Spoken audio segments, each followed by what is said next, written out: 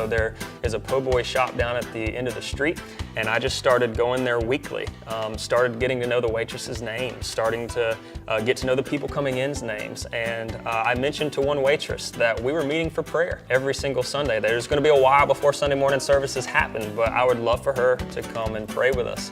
Just getting started to sit down and start praying, and the back door opens up, and people from the community start coming in. We have 4 visitors to come pray with us. We were caught off guard by the visitors.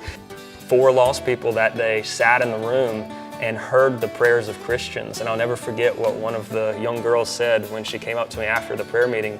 She pulled me aside and she said, "I've never heard anyone talk to God like they know Him." One of the things that I felt early on was it wasn't that we were coming out to St. Rose to start something new. It was that we were coming out to this community to join in on something God was already doing. We had 4 salvations happen before we ever had our first Sunday morning service, just through prayer and through reaching out and relationally sharing Jesus. It was almost as if God had primed the people, as if they were waiting on us to get here with the good news.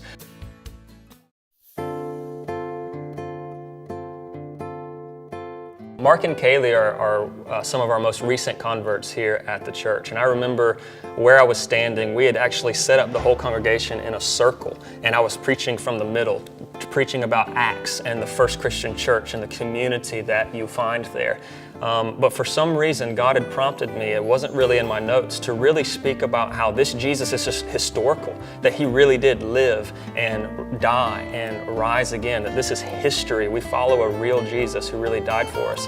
And I remember a young lady sitting to the left of me named Kaylee, just hanging on every single word. I'd never seen her before, never met her before, and I remember noticing her. She didn't speak to me after the service, and we all left. And the next day, on a Monday, I received an email that she'd been doing research on spirituality. She'd been going to the local library to read books on different religions, and as part of her research, she wanted to come to a Christian church, and she had seen that lots of things had been happening at this particular Christian church across the street from her. I came to the church for the first time the week before Thanksgiving of 2016, and every time I pass that church, it's like, if there's something higher and you want to know, it's right there. So I went to the church, and that sermon, I swear, it was like God was speaking to me right through Brandon. And so she showed up on that Sunday morning, and apparently when I began to speak about Jesus and how He historically lived and died and rose again for our sins, it clicked with her that this religion is different than any of the religions that she had been looking into previously, and she became a Christian.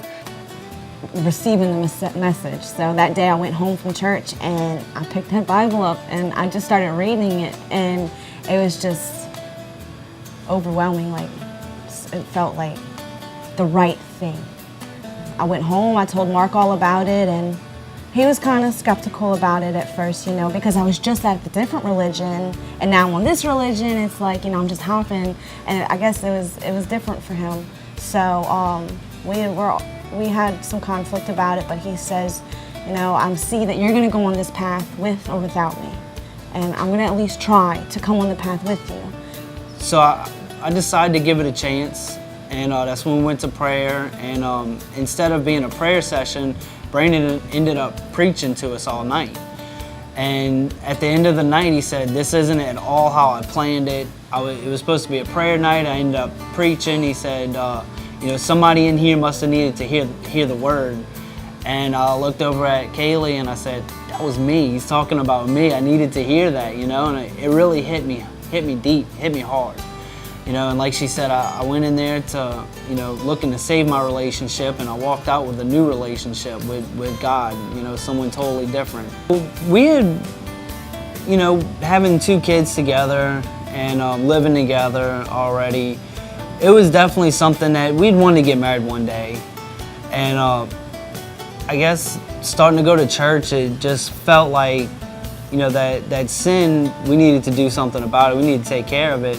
So after a couple of weeks going to church and everything, Kaylee was approached by one of the members who said, "Hey, you want to become a member of the church?" So after we had gotten engaged, we had a couple approach us from the church and asked if they could do a dinner with us about, marriage counseling, basically.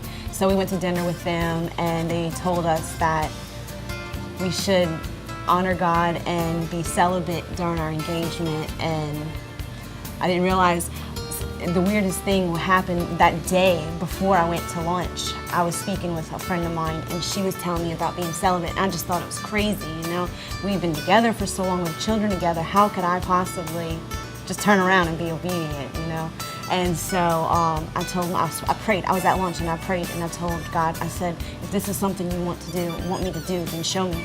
So we went to dinner that night with our friends that was doing the counseling with us, and he told us that we should be celibate. And I'm like, okay, God, I hear you. And I didn't know about her praying about the whole celibacy thing until we were actually leaving. And Sean laid it out on the table. He said no sleeping in the same bed together, no showers together. He laid everything out exactly how it needs to happen. So, and that's what we left. And Kaylee was telling me, it is so weird because I was praying about that today, if we should practice celibacy until the marriage, and here Sean is telling us exactly what we need to do here, like God spoke through Sean to guide us in the correct direction, And at first I was kind of like, hey, can we kind of take turns on the couch? I like my bed too, but... He's brought me peace. He's saved some of my family through his word. He's brought so much love and obedience.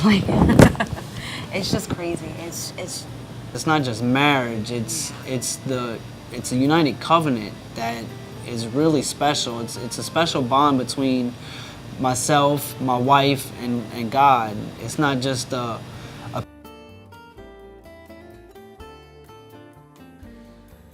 I am blessed to be a part of the church family, which the broader church family, which are Louisiana Baptist Convention. Churches plant churches. It's been the practice since the book of Acts that new churches don't get started unless the already started churches support the work. And the only reason that we can do what we're doing here in St. Rose is because the established churches of Louisiana are giving so that we can go. This wouldn't be possible without the funding, without the prayer, without the support of God's people abroad so that we could reach people here particularly.